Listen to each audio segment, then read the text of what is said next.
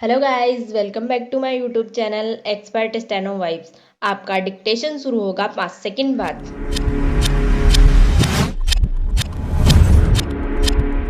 Start. प्रार्थी oblique अभियुक्त बंसीलाल की ओर से यह अग्रिम जमानत आवेदन धारा 438 दंड प्रक्रिया संहिता में अधिवक्ता सुरेंद्र कुमार ने एफआईआर नंबर 119/2021 थाना जोबनेर में पेश किया। विराम। नकल अपर लोक अभियोजक को दी गई। विराम। केस डायरी पेश हुई। विराम। जमानत आवेदन पर बहस सुनी। विराम पेरा। विद्वान अधिवक्ता प्रार्थी ऑब्लिक अभियुक्त का यह तर्क है कि प्रार्थी ऑब्लिक अभियुक्त निर्दोष है, उसको झूठा फंसाया गया है। विराम। प्रार्थी ऑब्लिक अभियुक्त बैंक शाखा जोबनेर का कोई कर्मचारी नहीं है। विराम। जो बैंक शाखा द्वारा प्रधानमंत्री सृजन कार्यक्रम के तहत उपरोक्त एफआईआर में राशि जारी करना बताया है, वह स्वयं बैंक शाखा जोबनेर के कर्मचारियों द्वारा फर्जी दस्तावेज तैयार कर जारी करना बताया गया है। विराम। प्रार्थी ऑब्लिक अभियुक्त का उपरोक्त एफआईआर में कोई नाम नहीं है। विराम। प्रार्थी वर्तमान में प्रतियोगिता परीक्षाओं की तैयारी कर रहा है। विराम।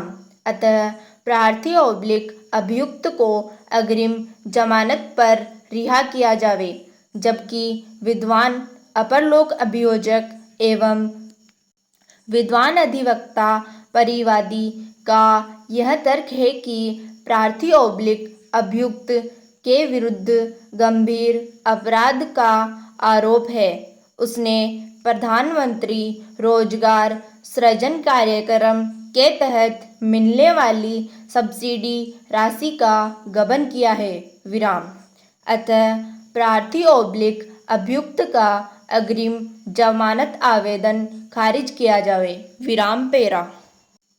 इस प्रकरण के संक्षिप्त तथ्य इस प्रकार है कि परिवादी धर्मवीर हाल कार्यरत असिस्टेंट वाइस प्रेसिडेंट जयपुर ने थानाधिकारी पुलिस थाना जोबनेर के समक्ष एक रिपोर्ट पेश कर बैंक के नाम से कूटरचित दस्तावेज तैयार कर गबन करने वाले देवनारायण, आनंद, मूलचंद, बाबूलाल, हीरालाल व अन्य के विरुद्ध मुकदमा दर्ज कर नियमानुसार कानूनी कार्यवाही करने का निवेदन किया है। विराम। इस रिपोर्ट के आधार पर पुलिस थाना जोबनेर में अभियोग संख्या 6/2021 अंतर्गत धारा 420, 406, 409, 120B भारतीय दंड संहिता दर्ज किया गया, जो अनुसंधान के स्टेज पर लंबित है। विराम। उभय पक्ष के तर्कों पर विचार किया और केस डायरी का अवलोकन किया। विराम। प्रार्थी ऑब्लिक अभियुक्त के विरुद्ध सह अभियुक्तगण के साथ मिलकर प्रधानमंत्री रोजगार सृजन कार्यक्रम योजना के तहत मिलने वाली सब्सिडी राशि 1,39,08,480 रुपये का गबन करने का मामला है। विराम। गवाह राजेंद्र ने अपने बयान अंतर्गत धारा 161 CRPC में यह बताया है कि उसके खाते में कोई सब्सिडी नहीं आई, ना ही उसको किसी बैंक कर्मचारी द्वारा बताया गया। विराम। गवाह नेमीचंद ने अपने बयान अंतर्गत धारा 161 CRPC में यह बताया है कि उनके खाते में किसी प्रकार की सब्सिडी नहीं आई, जिसकी जानकारी उनको प्राप्त नहीं हुई। विराम।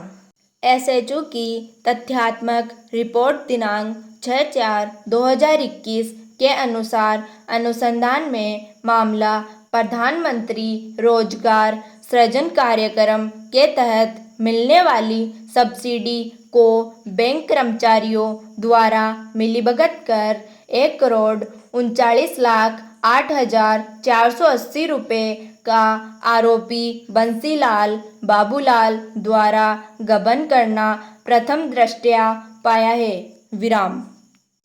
उक्त अभियुक्तगण से एवं अन्य लोन धारकों से तफ्तीश की जानी शेष है। विराम। इस स्तर पर अनुसंधान पत्रावली से यह कहीं भी प्रकट नहीं होता है कि प्रार्थी ओब्लिक अभियुक्त को मामले में मिथ्या रूप से आलिप्त किया गया हो। विराम पेरा।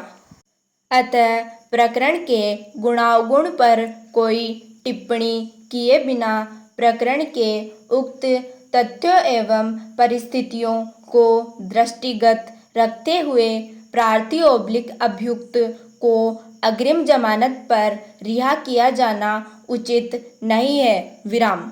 अतः प्रार्थी ओब्लिक अभियुक्त बंसीलाल की ओर से प्रस्तुत उक्त अग्रिम जमानत आवेदन खारिज किया जाता है। विराम समाप्त। मैं आशा करती हूँ कि आपको ये डिक्टेशन पसंद आई होगी। अगर आपको ये डिक्टेशन पसंद आई है तो इसे लाइक ज़रूर करें और डेली न्यू डिक्टेशन के लिए चैनल को सब्सक्राइब करें। Thanks for watching.